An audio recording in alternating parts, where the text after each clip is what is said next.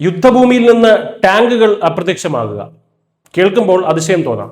പക്ഷെ കഴിഞ്ഞ കുറച്ച് മാസങ്ങളായി ഉക്രൈനിൽ സംഭവിക്കുന്നത് ഇതാണ്. ലോകത്തെ വിറപ്പിച്ചിരുന്ന റഷ്യൻ ടാങ്കുകൾ ഡ്രോൺ ആക്രമണ പേടിയിൽ പിൻവാങ്ങിയിരുന്നു. എന്നാൽ ഇപ്പോൾ 2026 തുടക്കത്തിൽ റഷ്യ ഒരു പുതിയ പരീക്ഷണത്തിന് മുതിരുകയാണ്.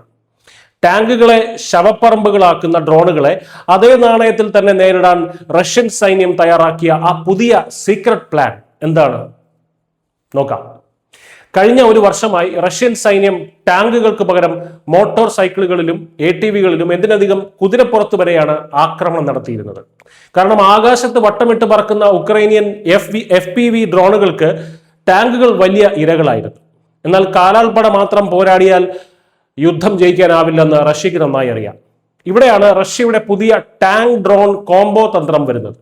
ഈ പുതിയ രീതി അനുസരിച്ച് രണ്ട് ടാങ്കുകൾ ഒരു ജോഡിയായിട്ടാണ് പ്രവർത്തിക്കുക.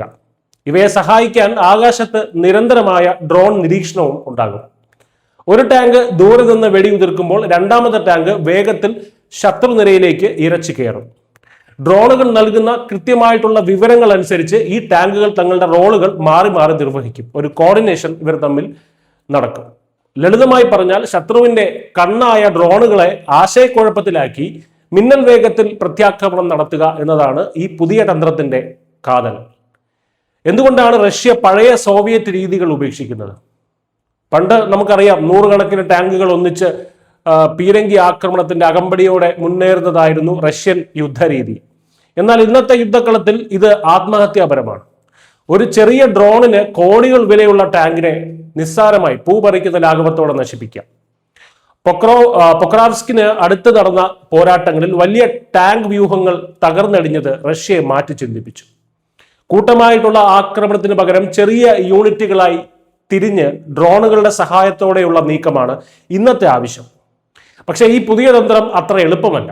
ഇതിന് പ്രധാനമായും 3 വെല്ലുവിളികളുണ്ട്. ആശയവിനിമയം, അതായത് ടാങ്കുകളും ഡ്രോണുകളും തമ്മിലുള്ള സിഗ്നലുകൾ ജാം ചെയ്യാൻ ഉക്രൈനിന് സാധിക്കും.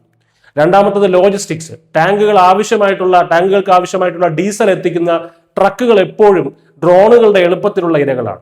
ഉക്രൈന്റെ മറുപടിയാണ് മൂന്നാമത്തത്. അതായത് റഷ്യ തന്ത്രം മാറ്റുമ്പോൾ ഉക്രൈൻ ഡ്രോണുകളിൽ കൂടുതൽ നൂതനമായിട്ടുള്ള സെൻസിറ്റീവ് ഓട്ടോമേറ്ററുകളും മറ്റും സംവിധാനങ്ങളുമെല്ലാം ഘടിപ്പിക്കും. ചുരുക്കത്തിൽ തങ്ങളുടെ നഷ്ടപ്പെട്ട പ്രതാപം തിരിച്ചു പിടിക്കാനുള്ള റഷ്യയുടെ ഒരു വലിയ ചൂതാട്ടമാണ്. ഒരു പുതിയ ടാങ്ക് തന്ത്രം താൽക്കാലിക നേട്ടങ്ങൾ നൽകിയേക്കാം, പക്ഷെ യുദ്ധത്തിന്റെ ഗതി പൂർണ്ണമായി മാറ്റാൻ ഇത് മതിയോ എന്നത് കണ്ടു തന്നെ അറിയണം. യുദ്ധക്കളത്തിൽ ഈ മാറ്റങ്ങൾ ആധുനിക സൈനിക ചരിത്രത്തിലെ പുതിയ പാഠങ്ങളാകും എന്നുള്ള കാര്യത്തിൽ തർക്കമില്ല. News desk news India Malayalam.